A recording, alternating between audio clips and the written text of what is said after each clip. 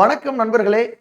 நம்ம இந்த வீடியோல எது சம்பந்தமான டாபிக் பார்க்க போறோம் அப்படின்னா, எலெக்ஷன் ஏப்ரல் 23 எலெக்ஷன் நடக்குதா? இதற்காக தேர்தல் பிரச்சாரத்திற்கு இந்த கைட்லைன்ஸ்ன்னு சொல்லி எலெக்ஷன் கமிஷன் ரிலீஸ் பண்ணியிருப்பாங்க.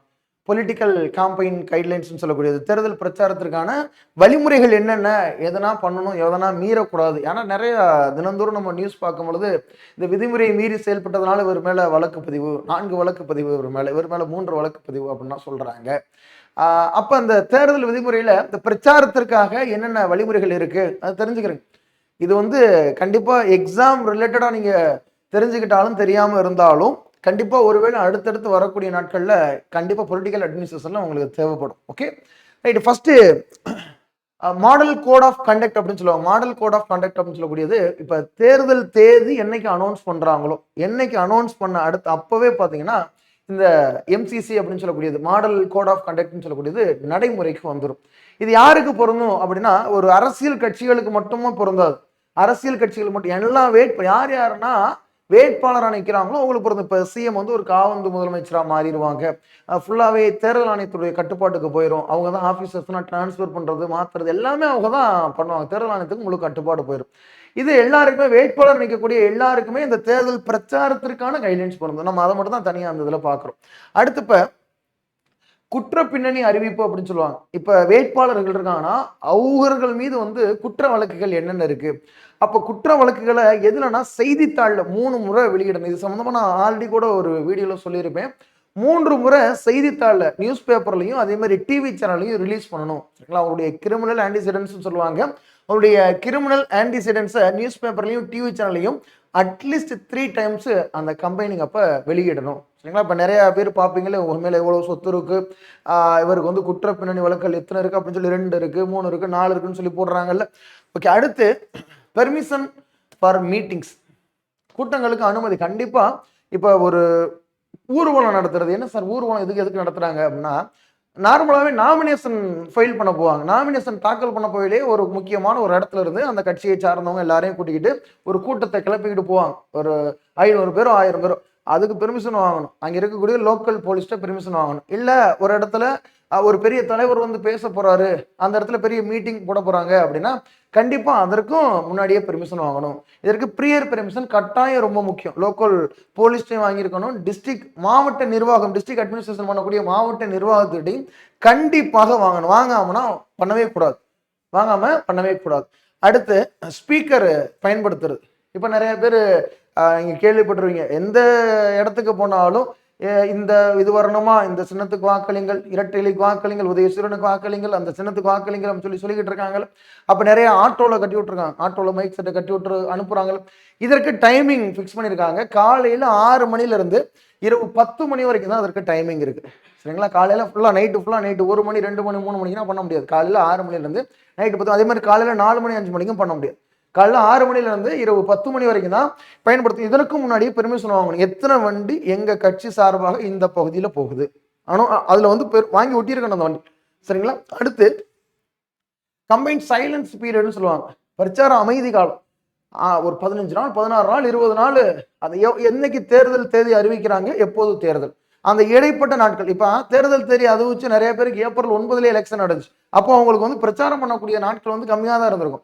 இப்ப தமிழகத்துல வந்து பிரச்சாரம் பண்ணக்கூடிய நாட்கள் அதிகமா இருந்தாலும் எலெக்ஷன் வாக்குப்பதிவு முடிவதற்கு 48 மணி நேரம் ரொம்ப முக்கியம். கரெக்டா தெரிஞ்சுக்கணும். வாக்குப்பதிவு முடிவு இப்ப ஏப்ரல் 23ஆம் தேதியில வாக்குப்பதிவு முடியுதான். ஏப்ரல் 23ஆம் தேதி வாக்குப்பதிவு முடிவதற்கு 48 மணி நேரத்துக்கு முன்னாடியே. சரியா? முன்னதாக அனைத்து வகையான இப்ப ஏப்ரல் 23ஆம் தேதி ஈவினிங் 6 மணிக்கு முடியுது அப்படின்னா 22, 21, 6 மணியோட முடிச்சிடணும். அப்படி 48 மணி நேரத்துக்குள்ள முடிச்சிடணும் பிரச்சாரம். Last meeting, last point of political campaign meeting அப்படின்னு சொல்லி போவாங்க. அதான் லாஸ்ட் பாயிண்ட் அப்படின்னு சொல்லுவாங்க அரசியல் கட்சிகள். ஓகே. சமூக ஊடக விதிகள், சோசியல் மீடியா கைட்லைன்ஸ். சோசியல் மீடியால இப்ப அரசியல் கட்சிகள் சார்பாக விளம்பரம், இப்ப பாருங்க யூடியூப் எடுத்தாலும் சரி, எதை எடுத்தாலும் ரிலீஸ் பண்றாங்க. சோசியல் மீடியால அரசியல் கட்சிகள் சார்பாக விளம்பரங்கள் ரிலீஸ் பண்றாங்கன்னா அதற்கு சர்டிபிகேட் வாங்கணுமா? கட்டாயம் வாங்கியிருக்கணும். அதற்கு சர்டிபிகேட் வாங்கியிருக்கணும். இதற்காகவே media certification and monitoring committee அப்படின்னு சொல்லுவாங்க. Media certification and monitoring committee, MCMC. இதுல வந்து அவங்க என்ன பண்ணிருக்கணும், ஊடக சான்றிதழ் அவங்க கண்டிப்பாக வாங்கியிருக்கணும். வாங்கியிருந்தா மட்டும்தான் அதை ஒளிபரப்பவே முடியும். அதே மாதிரி ரொம்ப முக்கியமானது, இது ரிலேட்டடா நிறைய நியூஸ்லாம் வந்திருந்தது. இது ரிலேட்டடா நிறைய நியூஸ்லாம் வந்திருந்தது. ஜாதி மற்றும் மத ரீதியான பிரச்சாரத்திற்கு தடை. இப்ப ஒரு மேடையில ஒன்று பேசுறாங்க, இல்ல ஒரு ரேலியில போயிட்டு இருக்கல பேசிக்கிட்டு இருக்காங்க அப்படின்னா ஜாதியை தூண்டுற வகையில பேசக்கூடாது. பொதுவாகவே இந்த தூர்தர்ஷன் சேனல்ல, ஆல் இண்டியா ரேடியோல அரசியல் கட்சிகளுக்கு பிரச்சாரம் பண்றதுக்கு அலோகேட் பண்ணி கொடுப்பாங்க டைம். 40 மினிட்ஸ் பேசிக் டைம் அலோகேட் பண்ணி கொடுப்பாங்க. எக்ஸ்ட்ரா டைம்ங்கிறது வந்து அந்த கட்சி அதற்கு முன்னாடி எவ்வளவு வாக்கு சதவீதம் வாங்கியிருக்காங்களோ அந்த வாக்கு சதவீதத்தை அடிப்படையில் எக்ஸ்ட்ரா டைம் அலோகேட் பண்ணி கொடுப்பாங்க. இதுல முன்கூட்டியே அந்த ஸ்கிரிப்டை கொடுத்துடணும். அந்த ஸ்கிரிப்ட்ல என்ன சொல்லியிருக்கணும், நாங்க இதை தான் பேச போறோம்னு சொல்லி கொடுத்துடணும். அதுல ஜாதி மதத்தை தூண்டக்கூடிய வகையில பேசக்கூடாது, பிரசிடண்ட்டை திட்டக்கூடாது, கோர்ட்டை திட்டுறது மாதிரி பேசக்கூடாது, அந்த மாதிரி நிறைய இருக்கும். சரியா? அதே மாதிரிதான் நீங்க தனிப்பட்ட முறையில பிரச்சாரம் பண்றாங்கன்னா ஜாதி மோதல் வர்றது மாதிரி, சாதிய உணர்வுகளை தூண்டுற மாதிரி பேசக்கூடாது. சரியா? இதே மாதிரி ரொம்ப முக்கியம், வழிபாட்டு தலங்களை பிரச்சார மேடையாக பயன்படுத்தக்கூடாது. இப்போ வழிபாட்டு தலங்கள் சாமி கும்பிட போற இடத்துல நிறைய ஊர்ல கிராமங்கள்ல அந்த இடத்துல தான் ஒண்ணு கூடி இருப்பாங்க. ஆனா கோவிலுக்கு உள்ள போய் நிறைய இடத்துல நடக்கும், நீங்க பார்க்கலாம். இது ஏகப்பட்ட இடத்துல பண்ணுவாங்க. ஏகப்பட்ட கிராமத்துலனா இந்த கோவிலுக்குள்ள வந்துருங்க, அங்கேதான் பிரச்சாரம் பண்ண போறாங்க, இந்த கோவிலுக்கிட்ட வந்துருங்க, அங்கேதான் பிரச்சாரம் பண்ண போறாங்க, அந்த கோவிலில் போய் சாமி கும்பிட்டு தேங்காய் உடைச்சு அந்த மாதிரிலாம் பண்ணுவாங்க நிறைய கட்சிகள். ஆனா வழிபாட்டு தலங்களை எப்பவுமே பிரச்சார மேடையாகவே பயன்படுத்தக்கூடாது. வழிபாட்டு தலங்களுக்குள்ள அப்படியே பிரச்சார மேடையா போறது, வழிபாட்டு தலங்களும் அப்படியே என்ன கட்சியோ அதை அடையாளப்படுத்திக்கிட்டு போகக்கூடாது. இந்த மாதிரிலாம் அதுல சொல்லியிருப்பாங்க. இது ரொம்ப முக்கியமானது. அடுத்து எதிர்கட்சிகள் மீதான விமர்சனம், எதிர்கட்சிகள் மீதான நிதர்சனம். நல்லா கவனிங்க. இது நிறைய நடக்கிறதா. ஒரு கட்சி தலைவர் இன்னொரு கட்சி தலைவர் திட்டுறது, அந்த கட்சி தலைவர் இவரை மறுபடியும் திட்டுறது. எதிர்கட்சிகளை சார்ந்த விமர்சனங்கள் எப்படி இருக்கணும்னா அவர்களுடைய கொள்கைகளும் அவர்கள் கொண்டு வந்த திட்டங்களை மையப்படுத்தி தான் இருக்கணும். தனிப்பட்ட வாழ்க்கை முறையை விமர்சிக்க கூடாதுன்னு சொல்லுவாங்க. தனிப்பட்ட வாழ்க்கை முறையை வந்து என்ன பண்ணக்கூடாது, விமர்சிக்க. நீ கட்சியை பத்தி பேசு, என் கட்சியை பத்தி பேசு, என் கட்சியில நான் என்னென்ன திட்டங்கள் கொண்டு வந்திருக்கேன் லாஸ்ட் 5 வருஷம், நான் எதுவும் செய்யலையா அதை பத்தி பேசு. இல்லை நீங்க 5 வருஷம் இருந்தீங்களா, நீ என்ன சொன்னீங்க அதை பத்தி பேசு. ஆனா தனிப்பட்ட முறையில யாரையுமே விமர்சித்து பேசக்கூடாது. இந்த மாதிரிலாம் சொல்லியிருப்பாங்க. எல்லாத்தையும் ஃபாலோ பண்றாங்களா, எல்லாத்தையும் ஃபாலோ பண்றாங்களா? ஓகே. அடுத்து ரொம்ப முக்கியமானது, எல்லாரும் இப்ப தினந்தோறும் நியூஸ் பேப்பர்ல பாக்குறது, நியூஸ்ல பாக்குறது தான். இங்க ஒரு 4 லட்ச ரூபாய் பிடிபட்டது, இங்க ஒரு 10 லட்ச ரூபாய் பிடிபட்டது, இங்க ஒரு 25 லட்ச ரூபாய் பிடிபட்டது, இந்த இடத்துல பணம் பட்டுவாடா கொடுக்குறாங்க, போட்டோ ஒட்டி இருக்கு, அவங்க பேர் ஒட்டி இருக்கு, இவங்களுக்கு என்னென்ன காசு கொடுக்க போறாங்க, இதை பிடிச்சிட்டாங்க, இந்த நியூஸ்ல போடுவாங்க. பக்கத்துலேயே பாத்தீங்கன்னா லைவ்ல போட்டுக்கிட்டே இருப்பான். இதை பாருங்க, ஊழல் முறைகேடுகளுக்கு வாக்காளர்களுக்கு பணம் கொடுத்தல், மிரட்டுதல் அல்லது ஆள்மாறாட்டம் செய்தல் ஆகியவை கடுமையான குற்றங்கள். வாக்காளர்களுக்கு பணம் கொடுக்க எல்லாருக்கும் தெரிஞ்சதா. மிரட்டி ஓட்டு போட வைக்கிறது, ஆள் மாறாட்டம், நீ அங்கேயே இருந்துக்கப்போ உனக்கு பொழுது நான் ஓட்டு போட்டு வந்துடுறேன், இது எல்லாமே கடுமையான குற்றங்கள்னு சொல்லுவாங்க. அடுத்து சுவர் விளம்பரங்கள் நிறைய. அந்த கட்சி ஏடிஎம்கே, இது வந்து ஏடிஎம்கேக்காக இருக்கு, இது வந்து இந்த கட்சிக்காக இருக்கு அப்படின்னு சொல்லுவாங்களோ.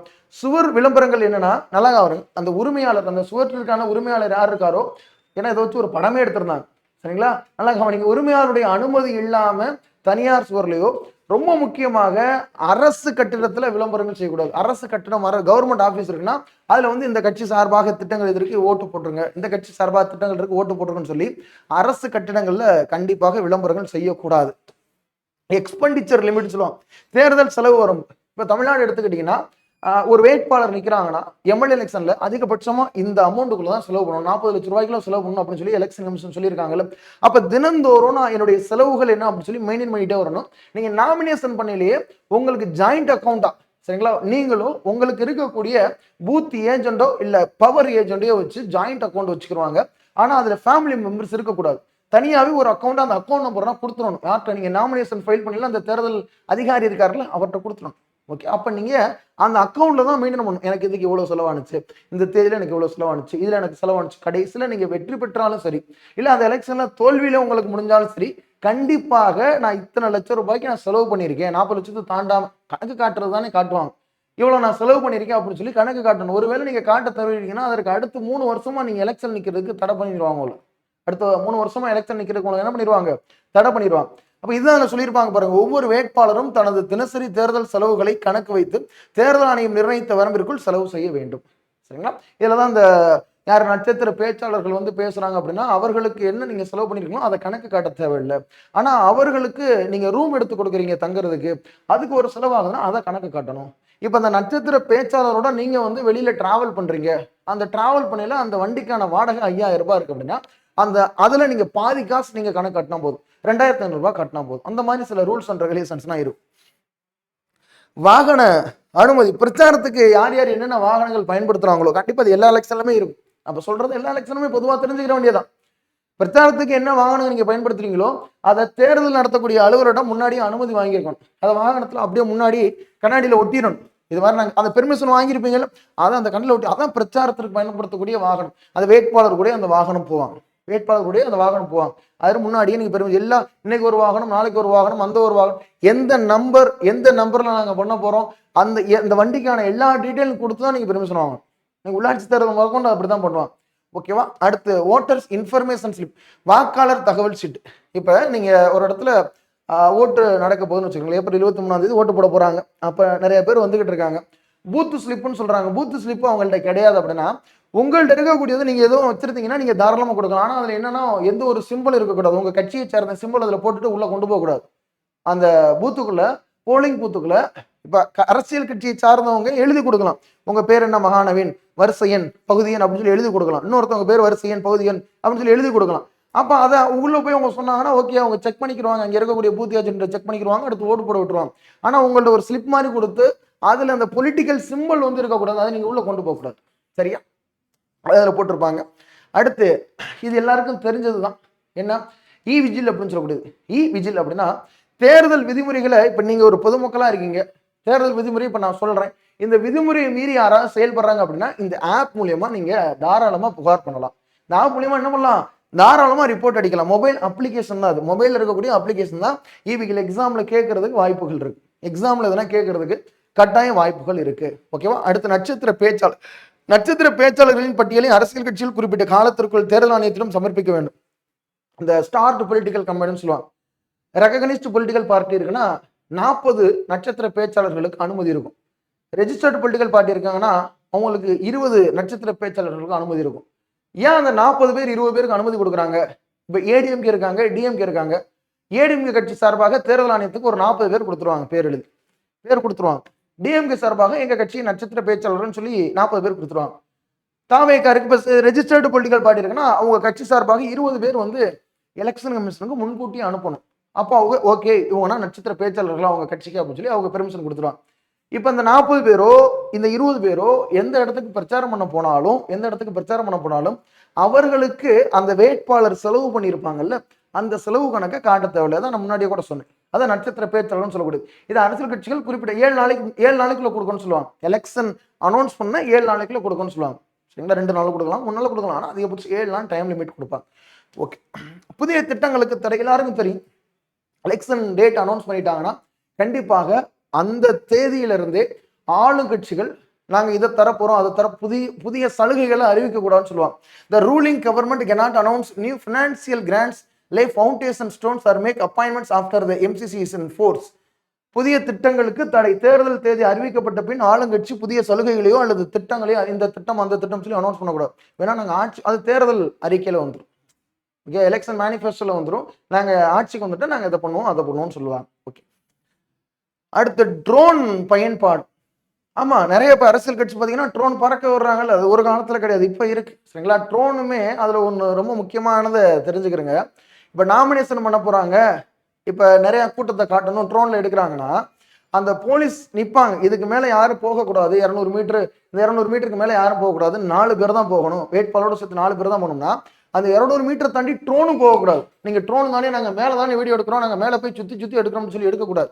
அந்த 200 மீட்டருக்குள்ள ட்ரோன் கூட போகக்கூடாது. சரியா? பாருங்க, பிரச்சாரத்திற்கு ட்ரோன்களை பயன்படுத்த விமான போக்குவரத்து அமைச்சகம் மற்றும் காவல்துறை சிறப்பு அனுமதி கண்டிப்பா வாங்கியிருக்கணும். சிவில் ஏவியேஷன் மினிஸ்ட்ரி, லோக்கல் போலீஸ்லேயே நீங்க பெர்மிஷன் வாங்கியிருக்கணும். நீங்க பிரச்சாரத்துக்கு ட்ரோன் பயன்படுத்திங்கன்னா சிவில் ஏவியேஷன் மினிஸ்ட்ரியிலே நீங்க கிளியரன்ஸ் வாங்கியிருக்கணும். அது இல்லாம நிறைய பேர் பண்றாங்க.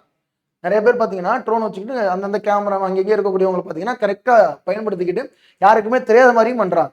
ஓகே. அடுத்து ஐடென்டிட்டி செக்ஸ் என்ன கேட்டுக்கிறாங்கன்னா, இது நாங்கள் அரசியல் கட்சி சார்பாக பண்ணலை, அவங்க இண்டிவிஜுவலாக பண்ணிக்கிட்டாங்க, அவங்க ஊரை எடுக்க வந்தாங்க அப்படி சொல்லிடுவாங்க. அவங்க இந்த ஏரியாவை எடுக்க வந்தாங்க, அவங்க அந்த குளத்தை எடுக்க வந்தாங்க, அவங்க அந்த கோயில் எடுக்க வந்தாங்க அப்படி சொல்லிக்கிறது.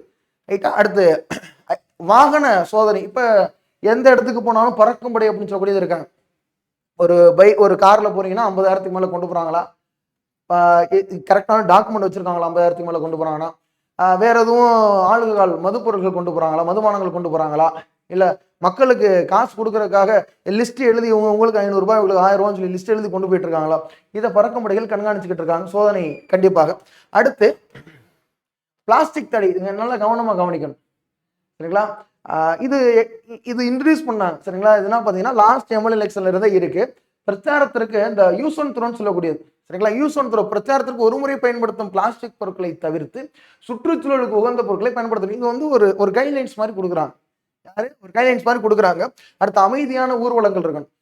ஒரே பாதை இருக்கு. டிஎம்கே இருக்காங்க, ஏடிஎம்கே இருக்காங்கன்னா டைமிங் முன்னாடியே பெர்மிஷன் வாங்குவாங்க. நான் வந்து 9:30 மணிக்கு நான் வாங்கியிருக்கேன். நான் 11 மணிக்கு வாங்கியிருக்கேன். நான் 2 மணிக்கு வாங்கியிருக்கேன். அப்படின்னு சொல்லி டைமிங் வாங்கியிருப்பான். 2 கட்சிக்கு இடையில நீ இந்த சைடு போறியா? அந்த சைடு ஆப்போசிட் கட்சி வர்றாங்களா? 2 பேருக்கு இடையில கண்டிப்பா ஏதோ ஒரு பிரச்சனை வந்தாலும் வரும். வந்தாலும் வரும் கண்டிப்பா. இங்கிட்டு இருந்து போகையிலேயே கட்சியில இருக்கக்கூடிய தலைவரோ, இல்ல அவருக்கு கீழ இருக்கக்கூடிய 2ஆம் நிலை தலைவர்களோ எதுவும் பண்ண மாட்டாங்க. வேட்பாளருக்கு கீழ இருக்கக்கூடிய தலைவர்களோ யாருமே எதுவும் சொல்ல மாட்டாங்க. அதுக்கு பின்னாடி இருக்கக்கூடியவங்க என்ன பண்ணுவாங்கன்னா, போகையில 2 வார்த்தையை விட்டுருவான். அங்கிட்டு இருக்கிறவங்க 2 வார்த்தையை விட்டுறது. அப்ப 2 பேருக்கு இடையில காரசாரமா விவாதம் போய் அது அடிதடி சண்டையில முடிஞ்சு போயிரும். அப்ப அந்த நேரத்துல காவல்துறை வழிகாட்டுதல் கைட்லைன்ஸ் என்னென்ன குடுக்குறாங்க போலீஸ், நீ இந்த டைம்ல நீ இந்த ரூட்ல தான் போகணும். நீ இந்த டைம்ல இந்த ரூட்ல தான் போகணும். இங்கிட்டு வரக்கூடாதுன்னு சொன்னா அதை கரெக்டா ஃபாலோ பண்ணணும். இப்ப நம்ம இந்த வீடியோல எது பார்த்தோம் அப்படின்னா, இந்த எலெக்ஷன் நேரத்துல பிரச்சாரத்துக்கு பொலிட்டிக்கல் கம்பெயின் கைட்லைன்ஸ் ஃபுல்லாவே இதுல பார்த்தோம். கண்டிப்பாக இதுல மேக்ஸிமம் உங்களுக்கு தெரிஞ்சதாவும் இருக்கும். தெரியாததா இருந்தா தெரிஞ்சுக்கிறங்க. கண்டிப்பா இந்த இ-விஜில் அப்படின்னு சொல்லக்கூடியதுன்னா, எக்ஸாமுக்கு தேவையான முக்கியமான பாயிண்ட் தான். எக்ஸாம்ல கேட்பதற்கு அதிகமான வாய்ப்புகள் இருக்கு. இது மாதிரியான முக்கியமான தகவல்கள் தெரிஞ்சுக்கிறதுக்கு யார் யாரெல்லாம் நண்பர்கள் பார்த்துக்கிட்டு இருக்கீங்களோ, வெராண்டா டிஎன்பிசி சேனலை சப்ஸ்கிரைப் பண்ணி வச்சுக்கிறங்க. உங்க நண்பர்களுக்கும் ஷேர் பண்ணுங்க. என்ன மாதிரியான டாபிக் உங்களுக்கு வேணும்னு சொல்லக்கூடியதை நார்மல் கமெண்ட்ல சொல்லுங்க. அடுத்து வரக்கூடிய நாட்களை நம்ம கண்டிப்பாக பார்க்கலாம். நன்றி, வணக்கம், வாழ்க வளமுடன். நன்றி.